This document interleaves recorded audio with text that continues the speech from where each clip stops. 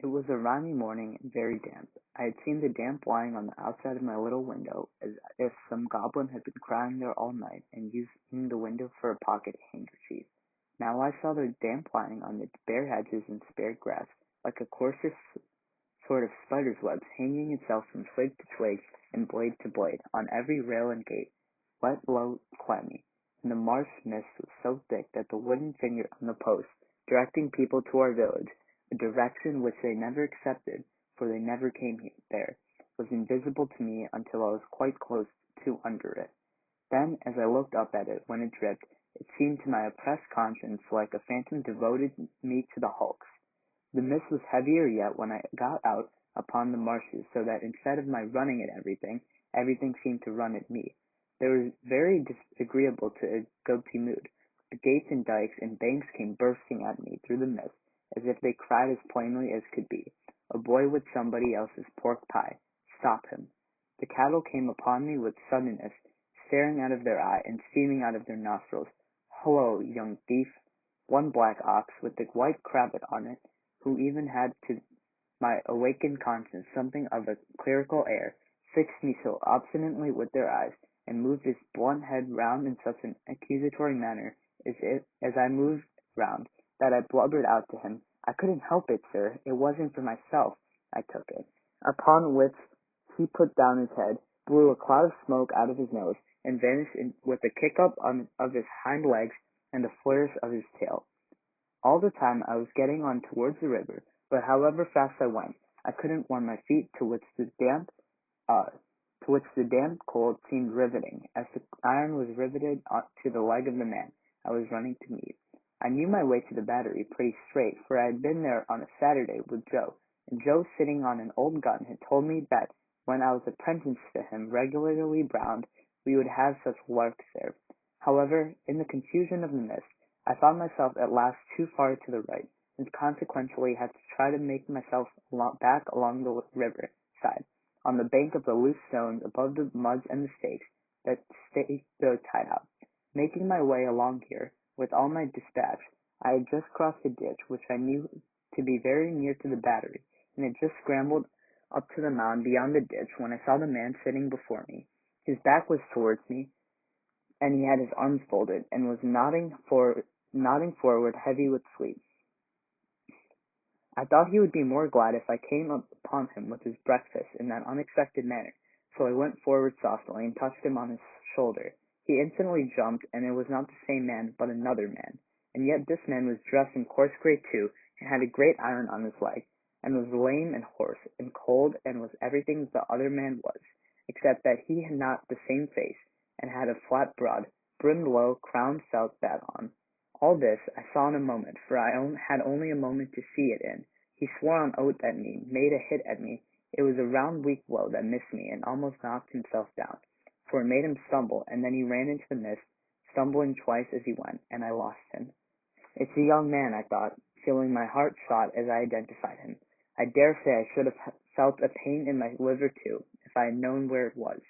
I was soon at the Battery after that, and there was the right man, hugging himself and limping to and fro, as if he had never all night left off hugging and limping, waiting for me. He was awfully cold, to be sure. I half expected to see him drop down before my face and die of a deadly cold. His eyes looked so awfully hungry too, that when I handed him the file and laid it down on the grass, it occurred to me he would have tried to eat it if he had not seen my bundle. He did not turn me upside down this time to get at what I had, but left me right side upwards while I opened the bundle and emptied my pockets. "What's in the bottle, boy?" he said. "Brandy," said I. He was already handing mincemeat down his throat in the most curious manner, more like a man who is putting it away somewhere in a violent hurry than a man who is eating it. But he left off to take some of the liquor. He shivered all the while so violently that it was quite as much as he could do to keep the neck of the bottle between his teeth without buttoning it off. "I think you have got the ague," said I. "I'm much of your opinion, boy," said he. "It's bad about here," I told him. "You've been lying out in these meshes, and they're dreadfully aguish, rheumatic too." "I'll eat my breakfast afore they're the death of me," said he. I'd do that if I was going to be strung up to that gallows as there is over there. Directly afterwards, I'll beat the shivers so far, I'll beat you.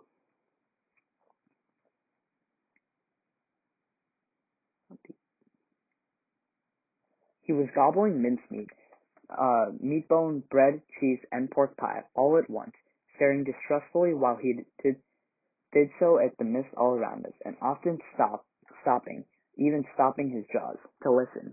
Some real or fancied sound, some clink upon the river or breathing of beast upon the marsh, now gave him a start, and he said suddenly, "You're not a deceiving imp.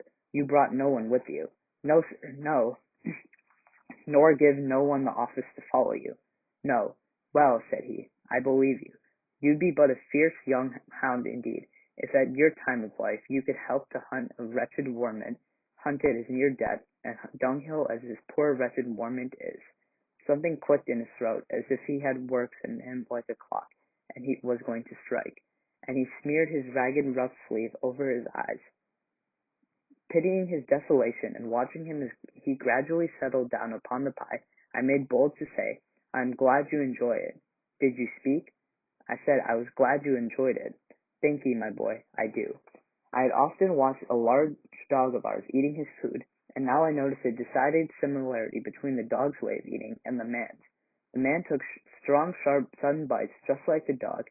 He swallowed, or rather snapped up, every mouthful too soon and too fast, and he looked sideways here and there while he ate, as if he thought that there was danger in every direction of somebody's coming to take the pie away. He was altogether too unsettled in his mind over it to appreciate it comfortably, I thought, or to have anybody to dine with him without making a chop with his jaws at the visitor.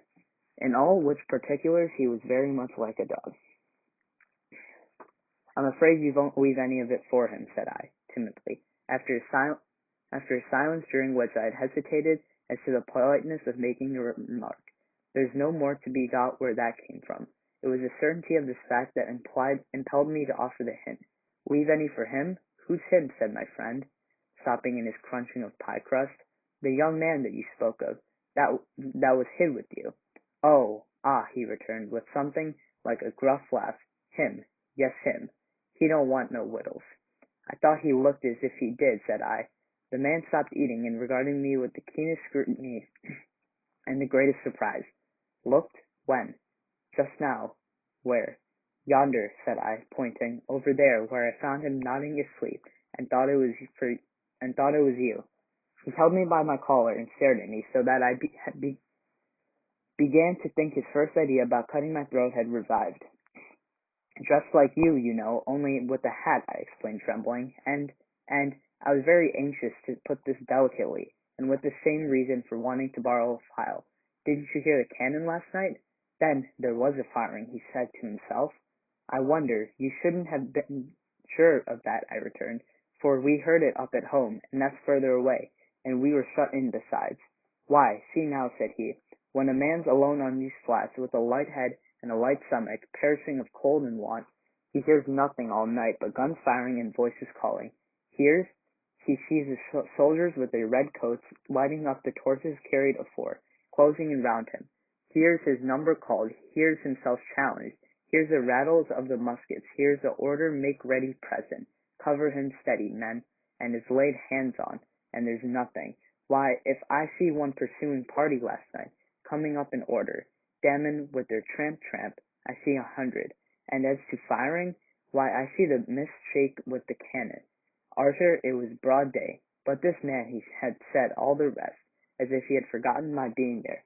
Did you notice anything in him?" "He had a badly bruised face," said I, recalling what I hardly knew I knew.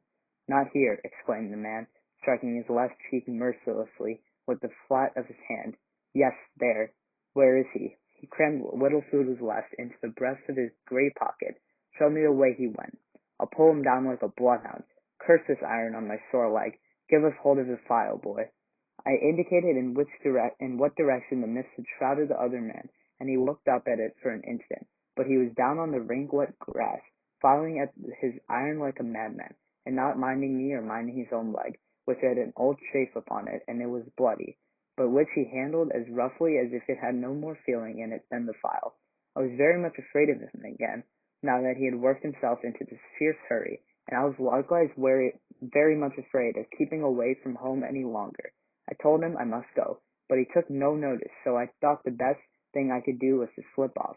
The last I saw of him, his head was bent over his knees, and he was working hard at his feeder, muttering impatient imprecations at it and his leg. The last I heard of him, I stopped in the midst to listen, and the file was still going.